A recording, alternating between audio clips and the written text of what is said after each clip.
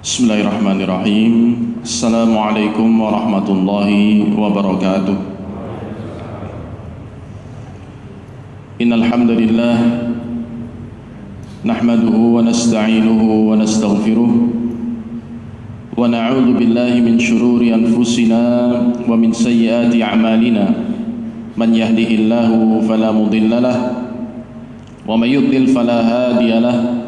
وأشهد أن لا إله إلا الله وحده لا شريك له وأشهد أن محمدا عبده ورسوله صلى الله عليه وعلى آله وصحبه وسلم تسليما كثيرا. أما بعد، فإن أصدق الحديث كتاب الله وخير الهدى هدى نبينا ورسولنا محمد صلى الله عليه وعلى آله وسلم وشر الأمور محدثاتها فإن كل محدثة بدعة وكل بدعة ضلالة وكل ضلالة في النار.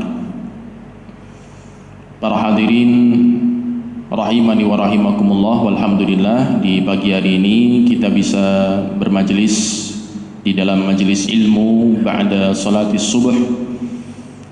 Di pagi hari ini semoga Allah Subhanahu wa taala senantiasa mencurahkan barakah di tengah-tengah majelis kita ini.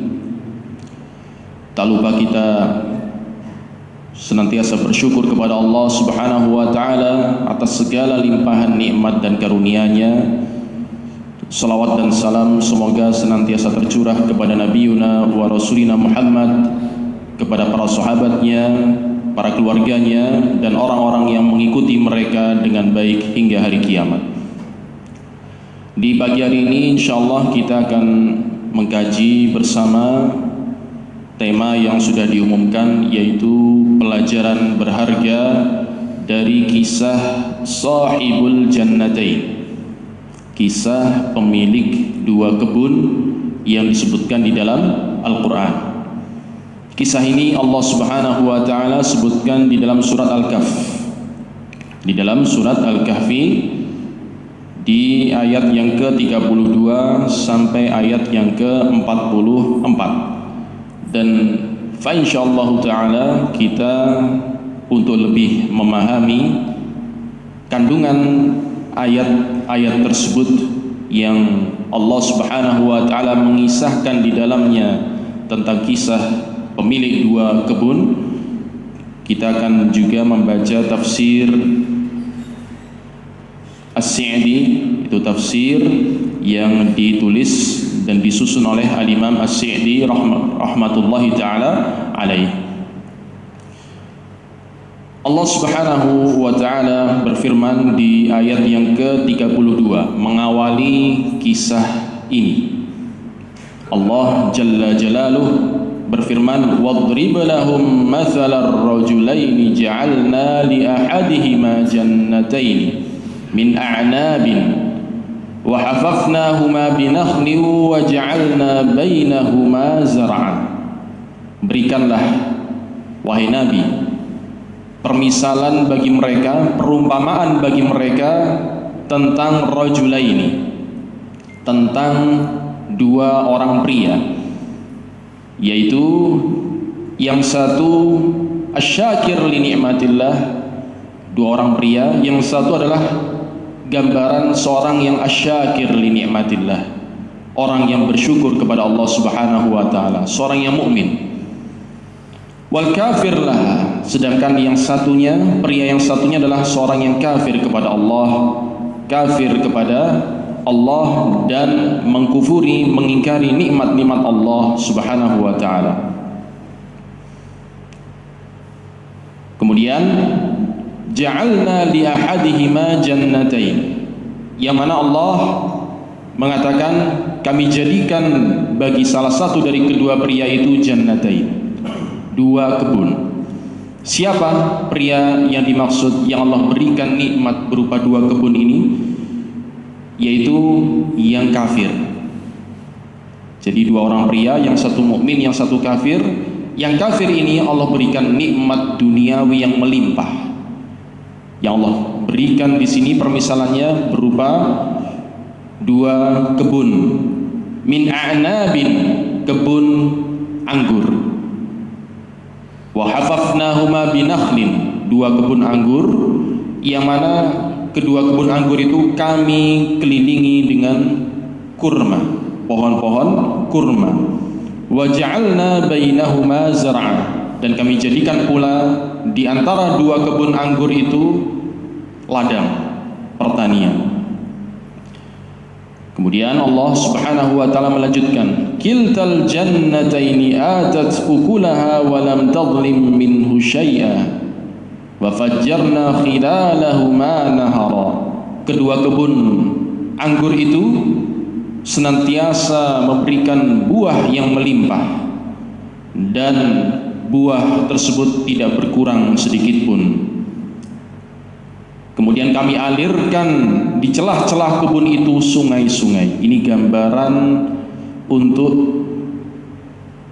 pertanian yang sangat bagus kondisinya. Disebutkan oleh Imam As-Sa'di rahmatullahi taala alaih bahwasanya 2 orang pria ini memang tidak Allah sebutkan siapa mereka. Beliau menjelaskan permisalan 2 orang pria ini, yang satu bersyukur kepada Allah, bersyukur terhadap nikmat-nikmat Allah, dan yang lain mengkufurinya.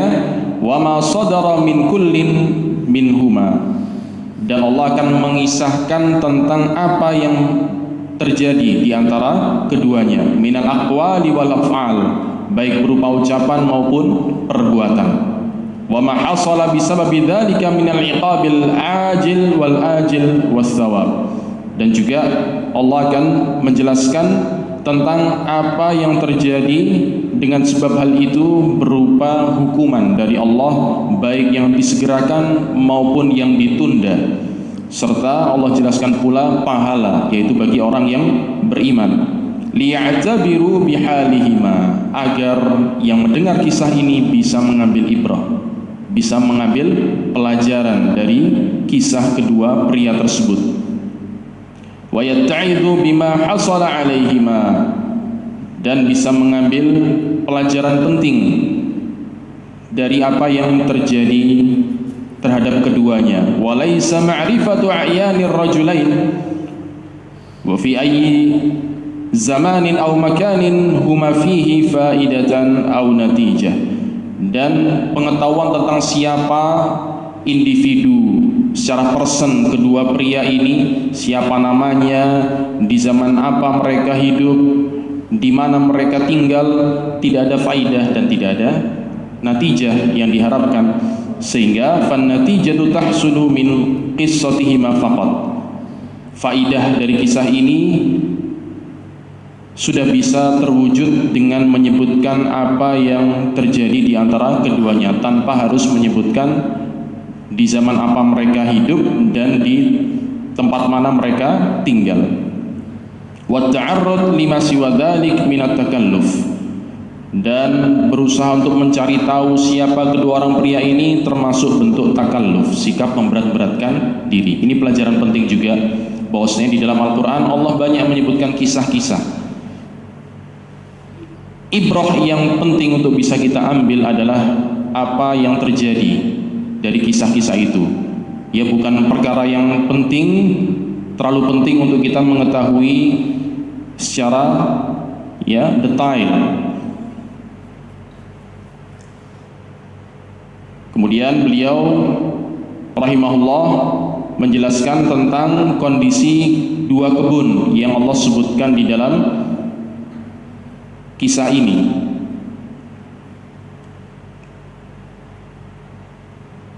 Bahwasanya fi hatainil jannataini min kulli thamarat, di dalam kedua kebun anggur ini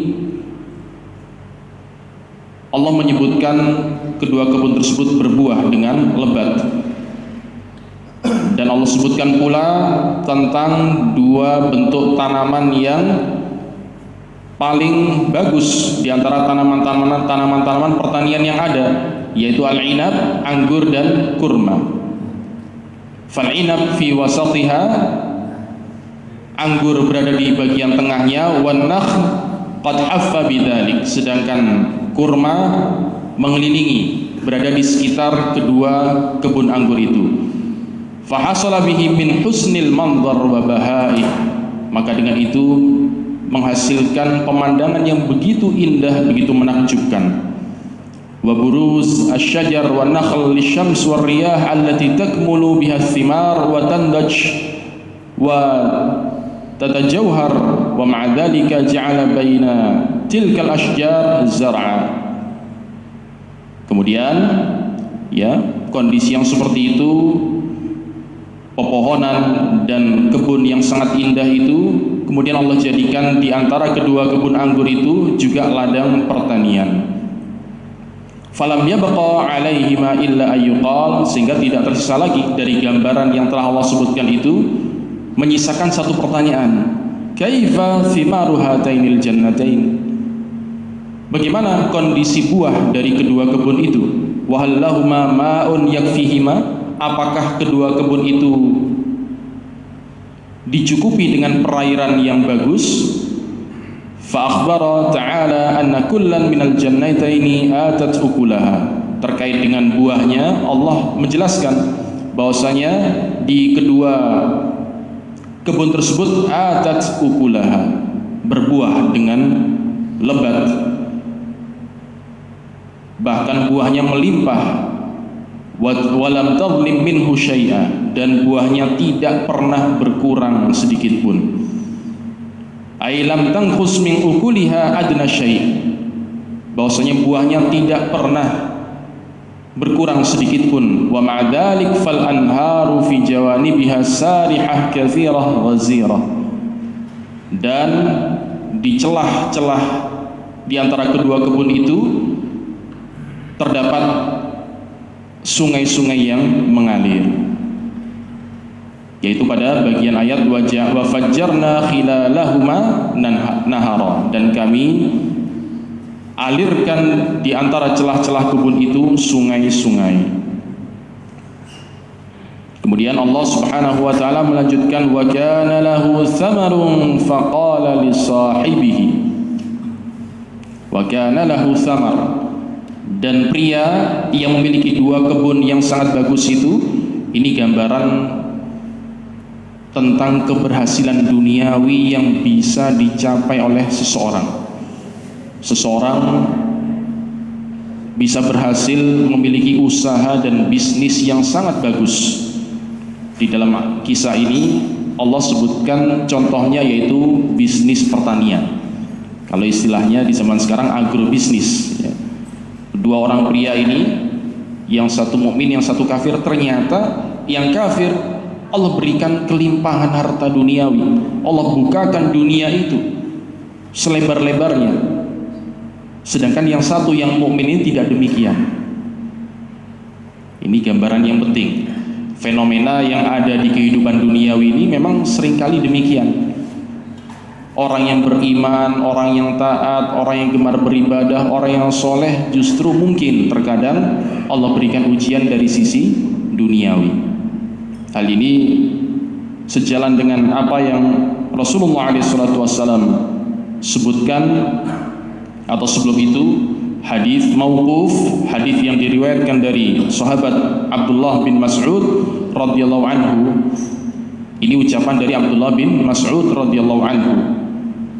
Beliau menyatakan, innallaha ta'ala yu'til mala man ahabba wa man la yuhib, wa la yu'til imana illa man yuhib. Sesungguhnya Allah Ta'ala memberikan dunia, memberikan harta duniawi kepada hamba yang Allah cintai, dan juga kepada orang yang tidak Allah cintai. Saya ulang, berkata Abdullah bin Mas'ud radhiyallahu anhu, innallaha yu'til mala man ahabba wa man la yuhib. Allah memberikan harta duniawi kepada orang yang Allah cintai dan juga kepada orang yang tidak Allah cintai. Orang mukmin sama orang kafir, siapa yang Allah cintai? Jelas orang yang beriman, orang mukmin. Orang kafir bagaimana? Jelas Allah membencinya. Berkaitan dengan harta duniawi, Allah terkadang berikan kepada orang yang Allah cintai, yaitu orang yang beriman, orang yang soleh. tapi juga Allah berikan kepada orang-orang yang Allah benci, yang Allah murkai, juga Allah bukakan dunia untuknya. Allah beri kelimpahan harta duniawi kepadanya. Bahkan kalau saat ini orang yang paling kaya di dunia ini justru posisi itu diduduki oleh orang yang kafir, orang yang tidak beriman kepada Allah Subhanahu wa taala. Kenapa fenomena ini terjadi? Di antara sebabnya adalah hadis yang diriwayatkan dari Rasulullah SAW, bahwasanya Rasulullah SAW bersabda dalam hadis yang sahih riwayat At-Tirmidzi, di dalam Sunan At-Tirmidzi dengan sanad yang sahih, Rasulullah SAW bersabda, "Idza habballahu 'abdan hamahu dunya kama yadhallu ahadukum yahmi saqimahul ma." Hakikat ini jarang diketahui oleh orang-orang, ya. Rasulullah SAW menjelaskan, jika Allah mencintai seorang hamba, hamahud dunya, justru Allah akan menghindarkan dunia darinya. Ini yang berbicara bukan saya, tapi Rasulullah SAW, yang mana beliau la yantiqu 'anil hawa in huwa illa wahyun yuha.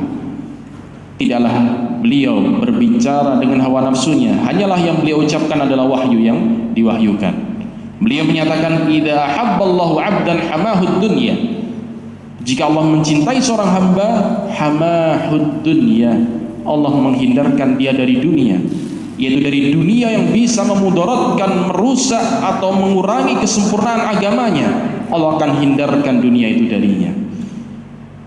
Kama yadhallu ahadukum yahmi saqimahul ma, sebagaimana salah seorang di antara kalian berupaya untuk menghalangi orang yang sakit dari air, yaitu pada beberapa jenis penyakit ada yang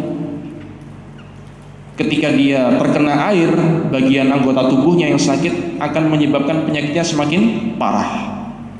Maka ketika orang sakit itu dirawat, si orang yang sedang merawat orang sakit itu akan berusaha menghindarkan air dari si sakit. Maka permisalan orang mukmin yang Allah cintai itu orang yang sakit tadi, air itu permisalannya seperti dunia.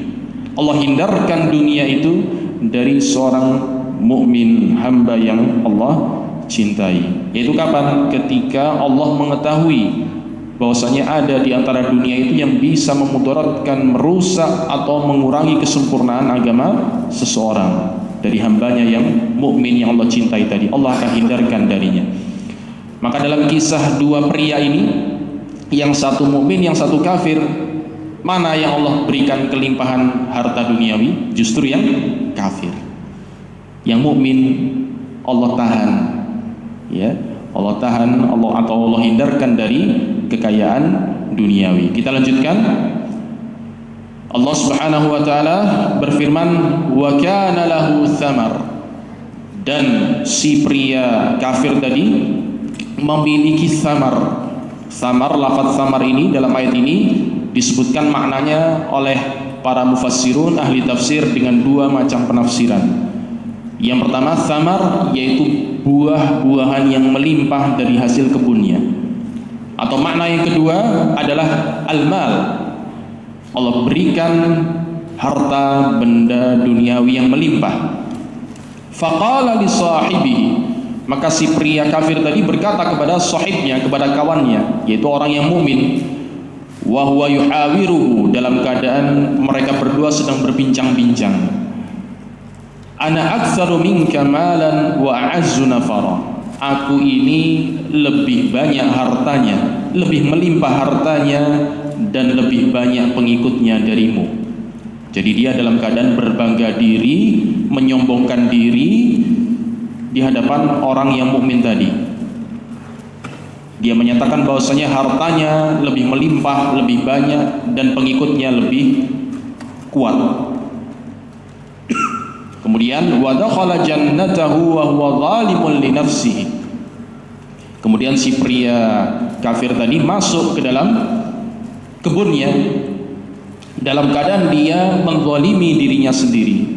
Qala ma adunnu an tabida hadhihi abada. sembari dia mengatakan, aku tidak mengira kebun-kebun ini akan hilang, akan musnah, akan lenyap, akan rusak. Yaitu dia tertipu dengan nikmat duniawi yang Allah berikan kepadanya. Nikmat duniawi yang Allah bukakan kepadanya bukan menjadikan dia bersyukur, tapi justru menjadikan apa? Menjadikan dia sombong, berbangga diri. Ya, tertipu. Wa ma adunnu as-sa'ata qa'imatan. Bahkan kenikmatan duniawi yang dia peroleh justru menjadikan dia ingkar kepada Allah Subhanahu wa taala. Bahkan mengingkari hari kebangkitan. Ini tentunya puncak dari sikap kekufuran, sikap kelalaian, kekufuran dan kelalaian yang sampai menyeret seseorang kepada pengingkaran terhadap hari kebangkitan. Dia mengatakan, dan aku tidaklah mengira hari kiamat itu akan terjadi. Wala irruditu ila rabbi la ajidanna khairan minha munqalaba. Dan kalaupun aku dikembalikan kepada Rabbku, yaitu aku dibangkitkan lagi, niscaya aku akan mendapatkan tempat kembali yang lebih baik dari kebun-kebun ini. Nah, di sini ada faedah penting. Apa itu? Bahwasanya si pria kafir tadi berdalil dengan apa yang dia dapatkan di dunia ini berupa harta benda yang melimpah. Dia menjadikan itu sebagai dalil bahwasanya kalau nanti dia dibangkitkan di akhirat, pasti dia akan mendapatkan kedudukan atau tempat yang lebih mulia, lebih baik daripada apa yang telah dia dapatkan di dunia ini. Dijelaskan oleh Al-Imam As-Sa'di rahmatullahi ta'ala alaih,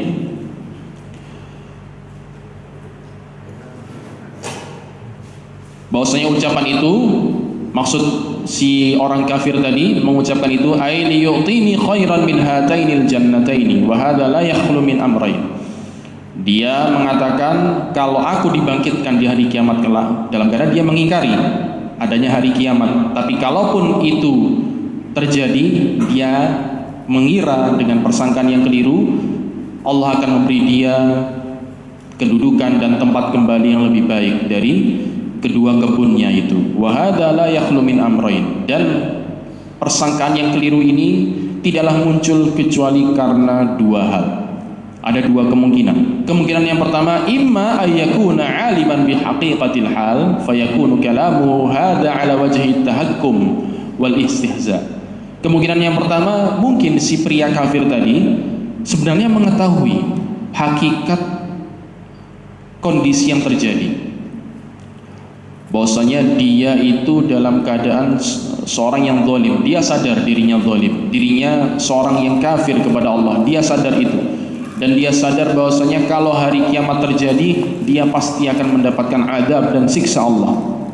Tapi dia mengucapkan itu dalam rangka apa? Memperolok-olok, mengejek syariat Allah Subhanahu wa taala.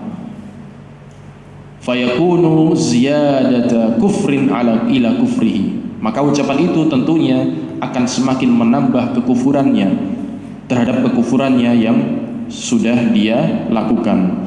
Wa imma ayyakuna hadza dhannuhu fil haqiqah fayakunu min ajhalin nas. Atau kemungkinan yang kedua, memang dia tidak paham tentang hari kebangkitan, hari kiamat, maka apa yang dia ucapkan itu adalah atau menunjukkan bahwasanya dia adalah di antara manusia yang paling jahil tentang syariat Allah, terkhusus tentang hari kebangkitan, dan menunjukkan bahwasanya akalnya sangat rendah.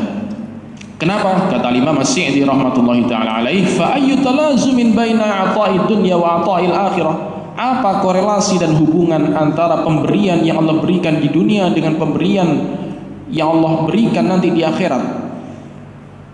Ya. Apakah mesti orang yang diberikan harta duniawi di dunia pasti Allah berikan kedudukan yang tinggi dan pahala yang besar di akhirat?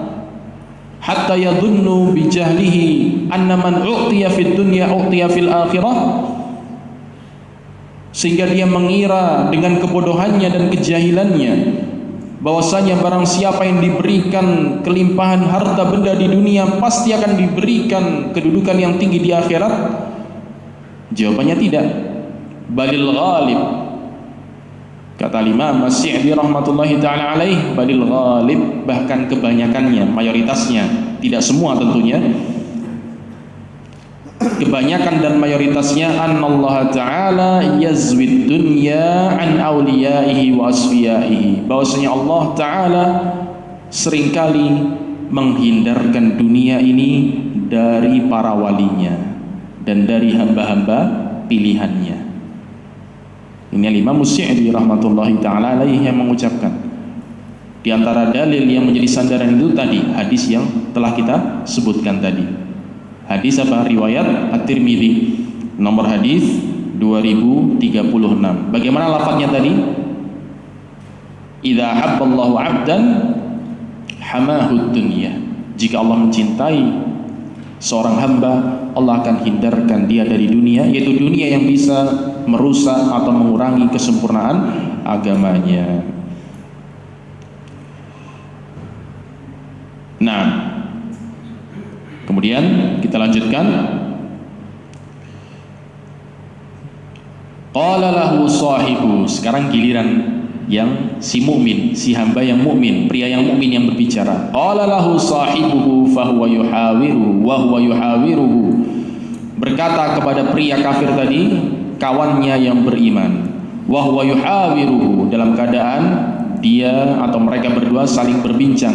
Akafarta billadzi khalaqaka min turabin thumma min nutfah, apakah engkau kafir kepada Allah yang telah menciptakanmu dari tanah, yaitu manusia yang pertama Nabiullah Adam alaihissalam, Allah ciptakan dari tanah, thumma min nutfah, kemudian dari setetes air mani, yaitu keturunan dari Nabi Adam, thumma sawwaka rajula, kemudian Allah jadikan engkau pria yang sempurna. Apakah engkau kafir kepada Allah yang telah menciptakanmu dan telah menjadikanmu pria yang sempurna, yaitu memiliki anggota tubuh yang sempurna, tidak ada cacat sedikit pun. Lakinnahu wallahu rabbi, akan tapi aku meyakini, kata pria yang beriman ini, dialah Allah Rabbku, wala usyriku bi rabbi ahada, dan aku sekali-kali tidak akan menyekutukan Rabbku dengan sesuatu apapun. Ini pengakuan dari si pria mukmin ini tentang rububiyah Allah dan tentang kemahaesaan Allah, bahwasanya Allah satu-satunya zat yang berhak diibadahi.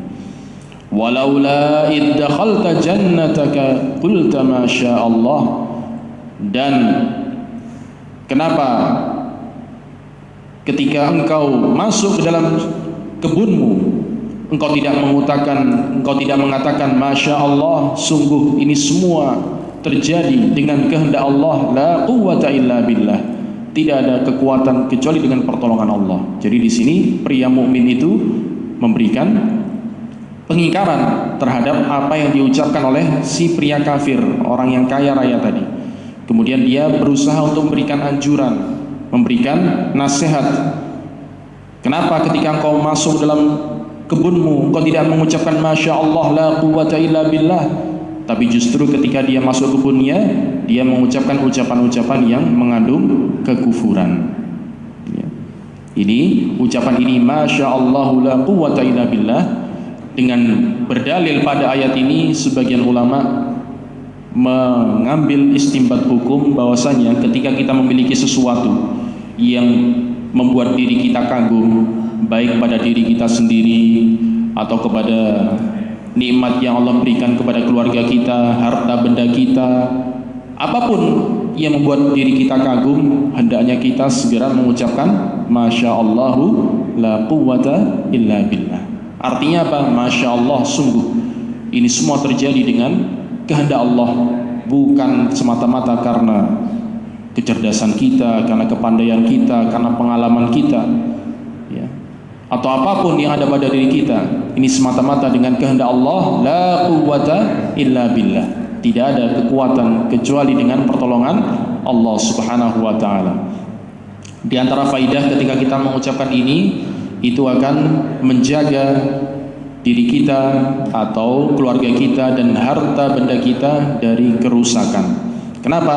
Karena di antara sebab yang menjadikan pria kafir tadi akan mengalami musibah dan hukuman yang disegerakan Allah di dunia, di antaranya adalah karena dia tidak mengucapkan ucapan ini ketika masuk ke dalam kebunnya. Oleh karena itu si pria mukmin tadi memberikan anjuran, memberikan masukan, memberikan nasihat. Kenapa engkau tidak mengucapkan ucapan ini ketika engkau masuk ke dalam kebunmu? Masya Allah la quwwata illa billah. In tarani ana aqalla minka malan wa walada. Sekalipun engkau melihatku sebagai seorang yang lebih sedikit hartanya dan lebih sedikit keturunannya darimu, fa'asa rabbi ayyutiyani khairan min jannatika wa yursila 'alaiha husbanan minas sama'. Walaupun kau melihatku sekarang ini lebih sedikit hartanya darimu dan lebih sedikit keturunannya, maka semoga Allah Rabbku akan memberikan kepadaku ganjaran dan pahala yang lebih baik dari kebunmu, yaitu ganjaran dan pahala yang lebih baik dengan sebab keimanan dan amal soleh yang dia kerjakan, pahala dan ganjaran yang lebih baik di akhirat kelak. Hal ini sebagaimana yang dijelaskan di dalam kitab-kitab tafsir, yaitu bahwasanya si hamba mukmin ini ya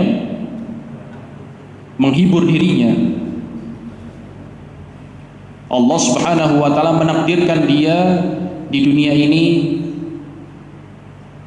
tidak memiliki kekayaan sebagaimana orang kafir tadi, tapi kemudian dia tidak berprasangka buruk kepada Allah Subhanahu wa taala. Bahkan dia menghibur dirinya dengan apa? Husnudzan billah, berprasangka baik kepada Allah Subhanahu wa taala. Ini pun yang seharusnya senantiasa kita tanamkan dalam jiwa kita. Ketika kita memiliki keinginan, harapan, cita-cita di dalam kehidupan dunia ini yang kemudian tidak bisa kita raih, tidak bisa kita peroleh, jangan kemudian kita buru-buru suudzon, prasangka buruk kepada Allah Subhanahu wa taala. Justru kita hendaknya apa? Mengedepankan husnudzon, prasangka baik kepada Allah sebagaimana yang diucapkan oleh pria mukmin ini. Kemudian dia mendoakan kejelekan untuk si pria kafir tadi. Kenapa? Nanti akan dijelaskan hikmahnya. Wa yursila 'alaiha husbanan, dan bisa jadi Allah akan menimpakan kepada kebunmu itu husbanan, malapetaka, hukuman minas sama, dari langit, yaitu berupa hujan yang sifatnya merusak atau badai dan semisalnya. Fa asbaha sa'idan zalaqa, sehingga menjadikan kebun itu akhirnya tanaman-tanamannya tercabut, tumbang, dan kebun itu menjadi tandus. Au yusbiha ma'uha ghaura, atau bisa jadi kemudian Allah Subhanahu wa taala menjadikan kebun itu airnya meresap ke dalam bumi. Jadi air di dalam tanah atau dalam bumi itu ada dua kondisi. Ada yang Allah takdirkan air itu muncul ke permukaan menjadi mata air, atau kalau Allah kehendaki air itu akan meresap ke dalam bumi sehingga menjadikan tanah yang ada di atasnya tandus, tidak bisa lagi ditanami tanaman maupun pertanian. Falan tastati'a lahu talaba, dan engkau tidak akan bisa, tidak akan mampu untuk mencari air itu lagi. Wa uhita bi thamarihi, sehingga akhirnya apa? Ini di akhir kisahnya Allah menakdirkan dua kebun yang dimiliki oleh pria kafir tadi hancur, ya, dengan Allah timpakan kepadanya musibah. Wa uhita bi thamarihi, kemudian harta benda dari pria kafir tadi hilang dan lenyap, hancur. Fa asbaha yuqallibu kaffaihi ala ma anfaqa fiha, sehingga ketika dia merasakan penyesalan yang sangat mendalam, dia membolak-balikkan kedua telapak tangannya atas apa yang telah dia belanjakan, yang telah dia keluarkan dari harta bendanya. Dia menyesal. Apa yang telah dia keluarkan dari modal untuk usaha pertaniannya itu hilang, sia-sia, karena ternyata kebunnya apa? Hancur, ya, kebunnya habis, dan dia tidak tersisa lagi harta yang dia miliki. Wahya khawiyatun ala urushiha, dan kebun itu pohon-pohon anggurnya roboh bersama penyangga-penyangganya. Wa yaqulu ya laitani lam usyrik bi rabbi ahada. Kemudian dia mengatakan, ya laitani, duhai kiranya aku tidak berbuat kesyirikan sedikit pun kepada Rabbku. Nah, di sini ketika si pria kafir tadi mengalami musibah yang menghancurkan harta bendanya, menghancurkan bisnisnya, menghancurkan, ya, kalau gambaran sekarang perusahaannya, usahanya, semuanya hancur. Kemudian dia menyadari kesalahannya. Itu semua terjadi karena sebab kesyirikan yang dia lakukan, sehingga dia berangan-angan, ya laitani lam usyrik bi rabbi ahada. Duhai kiranya sebelum ini aku tidak berbuat kesyirikan kepada Rabbku.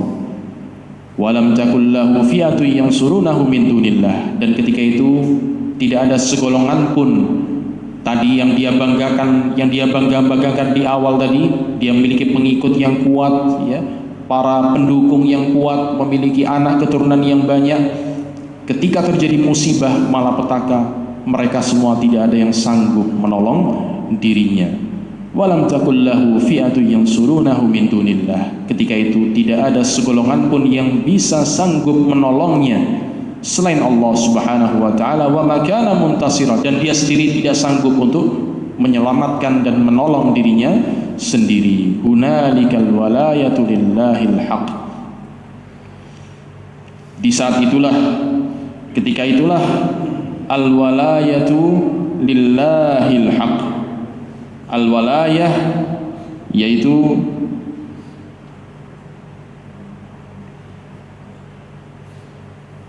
pertolongan.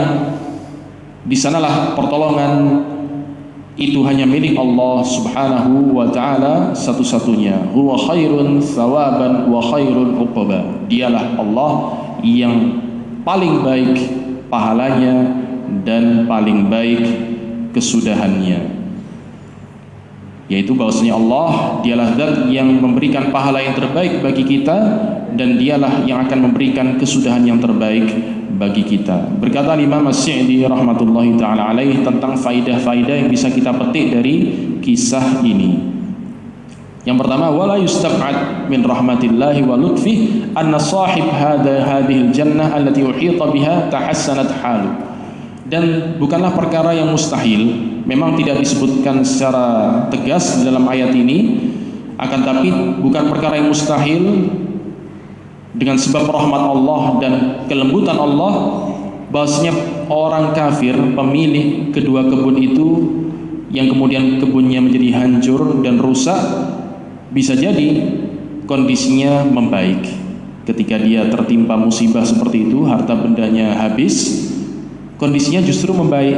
Dia menyadari kesalahannya, razaqahullahu al-inabah ilaih, Allah rizkikan kepadanya al-inabah, taubat. Dia bertobat dari kesyirikannya dan dia berinabah, kembali kepada Allah dengan masuk Islam dan menjalankan ketaatan. Wa raja'a rusydahu, dia kembali kepada kelurusan. Wa dhahaba tamarruduhu wa tughyanuhu, dengan sebab musibah itu dia tidak lagi durhaka kepada Allah dan tidak berbuat zalim, tidak lagi melampaui batas. Bidalili annahu azhara an-nadam ala syirkihi wa ala syirkihi bi rabbih. Di antara yang menunjukkan itu apa? Dia mengucapkan ungkapan penyesalan, ya, yang tadi sudah kita dengar bersama. Ya laitani lam usyrik bi rabbi ahada. Duhai kiranya aku tidak berbuat kesyirikan sedikit pun kepada Rabbku. Ini menunjukkan apa? Penyesalan. Yang mana an-nadam, penyesalan itu salah satu rukun atau salah satu syarat dari taubat. Syarat-syarat taubat ada 3. Yang pertama, al-iqla' anid dzam. Dia meninggalkan perbuatan dosa yang dia lakukan, dia tinggalkan. Kemudian an-nadam, menyesal atas perbuatan dosa itu. Kemudian al-azm, bertekad bulat untuk tidak mengulangi dosa itu. Kalau berkaitan dosa itu dengan hak orang lain, maka harus mengembalikan haknya. Nah, di sini ada sikap penyesalan yang Allah sebutkan. Kemudian faidah berikutnya yang bisa kita petik dari kisah ini, fa fi hadhil qissatil 'azimah i'tibarun bihalil ladzi an'ama Allahu 'alaihi ni'man dunyawiyyan. Di dalam kisah yang agung ini terdapat i'tibar, ibrah, pelajaran penting tentang kondisi orang yang Allah berikan nikmat kepadanya harta benda duniawi. Falhathu an akhiratihi wa taghathu, yang kemudian nikmat duniawi itu menjadikan dia lalai tentang akhiratnya dan menjadikan dia bersikap sombong, angkuh, melampaui batas. Kemudian dia wa'asallaha fiha, dia bermaksiat kepada Allah terhadap nikmat itu. Wa anna ma'alaha al-inqita' wal idmihlal. Bahwasanya akhir kesudahan orang yang seperti ini kondisinya, yang Allah berikan nikmat duniawi, tapi justru nikmat duniawi itu menjadikan dia lalai dari akhirat, menjadikan dia bersikap zalim, melampaui batas, menjadikan dia semakin gemar bermaksiat kepada Allah. Hati-hati, harta benda duniawi itu akan terputus, akan hilang, akan lenyap. Wa in tamatta'a biha qalilan fa innahu yuhramuha tawilan. Bisa jadi dia mungkin bisa bernikmat-nikmat sedikit, akan tetapi dia akan terhalang dari kenikmatan yang hakiki dalam masa yang lebih panjang. Kemudian faidah berikutnya, wa anal 'abda yanbaghi lahu idza a'jabahu syai'un min malihi aw waladihi ay yudhifa an-ni'mata ila maulaha wa musliha. Seorang hamba ya, ketika dia merasa kagum dengan sesuatu dari hartanya atau keluarganya, anak keturunannya, hendaknya dia menisbatkan dan menyandarkan nikmat itu kepada siapa? Kepada Allah, Zat yang telah memberikan nikmat itu. Allah yang telah melimpahkan kepadanya nikmat-nikmat itu, dan hendaknya dia mengucapkan Masya Allahu la quwwata illa billah liyakuna syakiran billah mutasabbiban li baqa'i ni'matihi alaih, supaya dia menjadi hamba yang bersyukur kepada Allah, dan dengan ucapan itu akan menjadi sebab nikmatnya tetap langgeng, nikmatnya tidak akan rusak, tidak akan hilang. Faidah berikutnya, al-irsyad ila tasalli an laddatid dunya wa syahwatiha bima indallahi minal khair.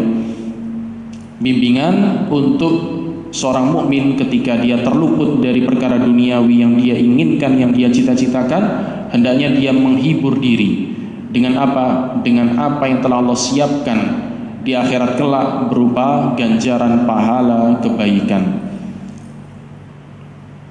Kemudian faidah berikutnya, annal mala wal walada la yanfa'ani in lam yu'ina ala ta'atillah.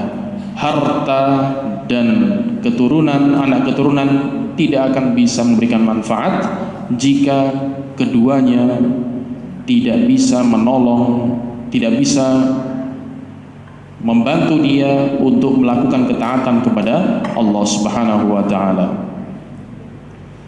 Nah, mungkin itu ya yang bisa kita kaji di pagi hari ini. Mudah-mudahan kita bisa mengambil pelajaran dari apa yang telah Allah sebutkan di dalam kisah ini, kisah Shahibul Jannatain, dan kita mengambil ibrah, hikmah yang berharga dari kisah ini, kemudian menjadi sebab bertambahnya iman kita kepada Allah Subhanahu wa taala dan meningkatkan ketakwaan kita kepada Allah Jalla fi'ula. Mungkin ini yang bisa kita kaji bersama, kurang lebihnya mohon maaf. Wallahu taala alam bisawab. Wa sallallahu wasallam wa baraka ala nabiyina Muhammad wa ala alihi wa sahbihi ajma'in. Wassalamu alaikum warahmatullahi wabarakatuh.